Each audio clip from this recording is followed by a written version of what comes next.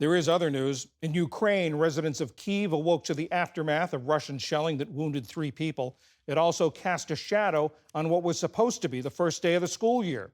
This morning, parents took their children to one school only to find buildings destroyed and classes canceled. We heard strong explosions since the morning. We live not far from here. We hid in the bathroom where it was relatively safe. She is going to this school for the first time. It is a new school for her. And so we came and saw this. At first, we did not see messages that our studies were being postponed, so we came with our neighbors. The children were hoping for a celebration today.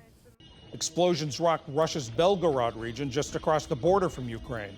The governor there blamed Ukraine for the shelling, which injured 1 person and damaged several homes.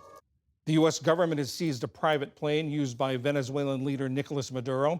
The Justice Department says the $13 million jet was smuggled from Florida last year in violation of sanctions and export control laws. In a statement, the Commerce Department, which partnered with DOJ, said this sends a message that aircraft illegally acquired from the United States for the benefit of sanctioned Venezuelan officials cannot just fly off into the sunset.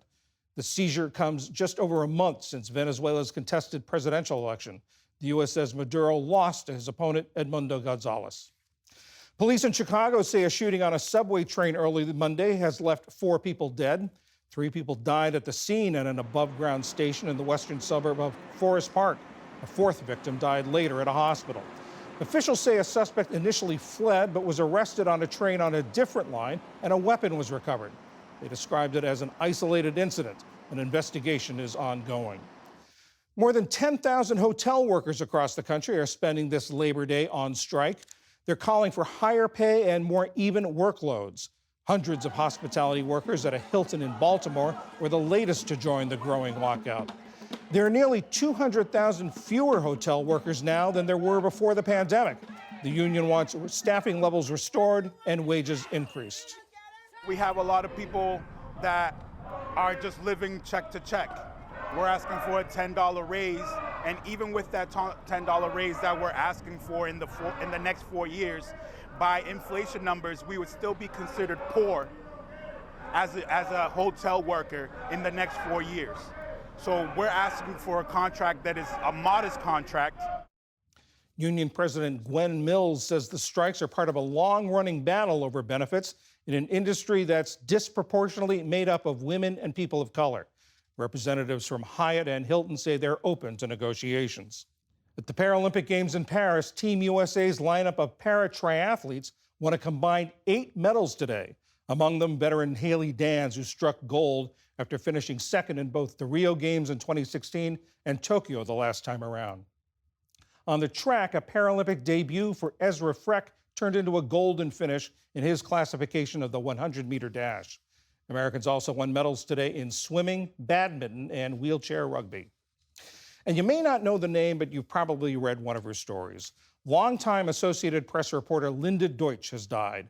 For nearly 50 years, she covered some of the biggest criminal and civil trials in America. She was in the courtroom for proceedings against cult leader Charles Manson and Unabomber Ted Kaczynski, against Michael Jackson and O.J. Simpson. Trials, she once said, are human drama. Oh, you cover all these grisly, horrible things. She said, don't you feel like a voyeur? Do you feel like a voyeur when you're watching Hamlet or Macbeth? It's the same thing. And it's as old as Shakespeare and as old as Socrates, and it's an extremely powerful theater. Linda Deutsch was diagnosed with pancreatic cancer in 2022. She was 80 years old.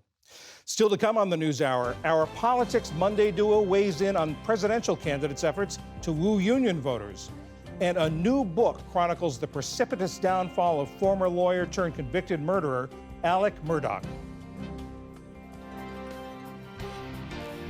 This is the PBS NewsHour from WETA Studios in Washington and in the West from the Walter Cronkite School of Journalism at Arizona State University.